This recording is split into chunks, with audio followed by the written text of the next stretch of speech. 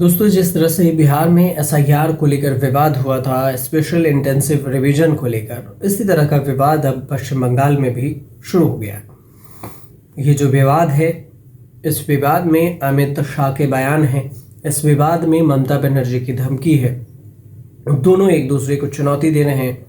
तो सबसे पहले एक एक करके समझते हैं कि अमित शाह ने क्या कहा। अमित शाह ने बिहार के चुनावी रण से ममता बनर्जी सरकार पर भी भड़के और बयान दिए।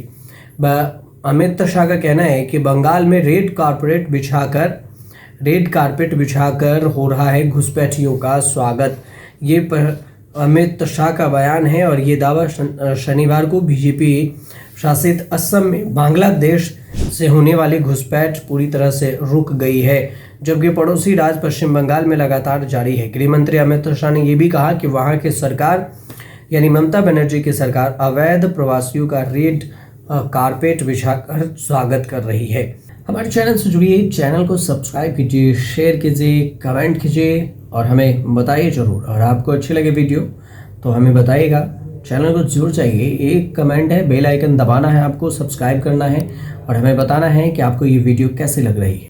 दरअसल पटना में बिहार विधानसभा चुनाव को लेकर एक निजी जो चैनल है, उस चैनल के पत्रकार से बातचीत करते हुए अमित शाह ने राहुल गांधी पर भी तंज कसा। उन्होंने कहा कि अब वोट चोरी के मुद्दे को छोड़ दिया है।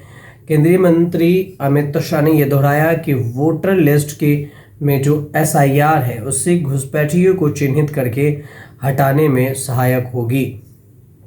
अब अमित शाह ये भी कह रहे हैं कि यह अचंभे की बात है कि विपक्ष निर्वाचन चुनाव आयोग द्वारा शुरू की गई उस प्रक्रिया पर आपत्ति जता रहा है जिसका उद्देश्य घुसपैठियों को बाहर करना है, जबकि सीधे तौर से तो चुनाव आयोग ने ये डिटेल्स ही नहीं दिया कि घुसपैठी को बाहर करेगी मतलब जो चुनाव आयोग या फिर जिनके पास सिर्फ आधार और वोटर्स नहीं है उनको। अब चुनाव आयोग ने तो ये साबित ही नहीं किया कि कौन नागरिक है और कौन नागरिक नहीं है, लेकिन इसमें एसआईआर प्रक्रिया का पूरी तरह से समर्थन अमित शाह ने किया है और कहा है कि ये पूरे देश में लागू होनी चाहिए। हालांकि इस दौरान उनसे ये भी पूछा गया कि 11 साल से देश में एनडीए की सरकार है तो फिर घुसपैठ को लेकर क्या किया। तो इस सवाल पर अमित शाह तीखी प्रतिक्रिया देते हैं और कहते हैं कि लुटियंस दिल्ली में बैठे लोगों को सीमाओं की हकीकत का अंदाजा नहीं है, पर बांग्लादेश सीमा पर घने जंगल हैं, विशाल नदियां हैं, इसके अलावा जो बरसात में उफान पर रहती है और वहां पर बाढ़ आने और 24 घंटे निगरानी रखना असंभव है लगभग। तो सुरक्षा बलों की जो नौकाएं हैं कई बार बह भी जाती है। ये अमित शाह पड़ोसी देश को लेकर बयान दे रहे हैं। वहीं पर पश्चिम बंगाल के लोगों से अमित शाह ने अपील की कि अगले साल जो 2026 में विधानसभा चुनाव होने हैं, पश्चिम बंगाल के मुख्यमंत्री अभी जो ममता बनर्जी हैं, इनकी सरकार को सत्ता से बाहर कर देनी चाहिए और कहा कि हम राज्य से हर एक घुसपैठियों को बाहर निकाल देंगे। राहुल गांधी पर कटाक्ष करते हुए अमित शाह का कहना है कि अब वोट चोरी का आरोप वो भूल गए हैं। तो यहीं पर अब देखा जाए तो राहुल गांधी को लेकर अमित शाह ने बयान दिया, ममता बनर्जी ने भी अमित शाह के बयान पर, अमित शाह ने जो बयान दिया उस पर ममता बनर्जी भड़क गई और उन्होंने भी बयान दिया। उन्होंने कहा कि यह शांति के हित में नहीं है। केंद्र सरकार के फैसले जो बोली हैं उस पर वो गुस्सा हो गई हैं ममता बनर्जी और कह रही हैं कि ये सब निर्वाचन क्षेत्र में बाहरी लोगों को बसाए भी जा रहे हैं। ममता बनर्जी का सीधा जो दावा है वो अमित शाह ने जो आरोप लगाए हैं उसको लेकर कि ये एसआईआर को लेकर ही, और ममता बनर्जी ने एक नया धमाका ये भी किया है कि उन्होंने चिट्ठी और पूरी जो लिस्ट है ड्राफ्ट, उसके जरिए उन्होंने बताया है कि कैसे उनके निर्वाचन क्षेत्र में नए वोटर्स को जोड़ा जा रहा है। पश्चिम बंगाल के मुख्यमंत्री ममता बनर्जी ने भवानीपुर विधानसभा क्षेत्र में जो वोटर्स हैं उनकी जो स्ट्रक्चर है उसको बदलने की कोशिश का आरोप लगाया और कहा कि बाहरी लोगों को लाकर चुनाव प्रभावित करने की कोशिश हो रही है। वहीं बीजेपी ने इन आरोपों को सीधे तौर से खारिज कर दिया है कि ममता बनर्जी ने जो आरोप लगाया है वो पूरी तरह से गलत है।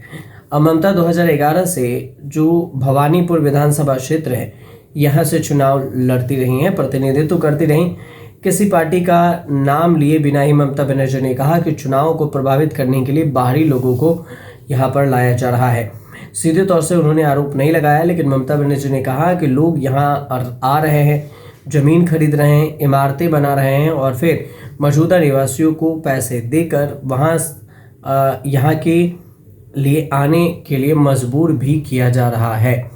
तो ये ममता बनर्जी का है और उन्होंने ये सीधे तौर से चुनाव आयोग को चुनौती भी दी है कि चुनाव आयोग पश्चिम बंगाल में SIR करके दिखाए।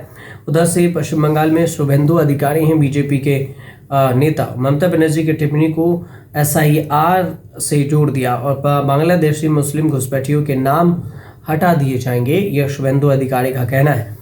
बीजेपी द्वारा आयोजित एक बैठक में यह दावा किया गया कि वैलिड दस्तावेजों वाले ही भारतीय मुसलमानों को चिंता करने की जरूरत नहीं है। अब जिनके पास दस्तावेज नहीं है उनको चिंता करने की ज़रूरत है, लेकिन बाहरी लोगों द्वारा बड़े पैमाने पर फर्जी वोटर्स विधानसभा में बसाए जा रहे हैं और इसी को लेकर चर्चा हो रही है।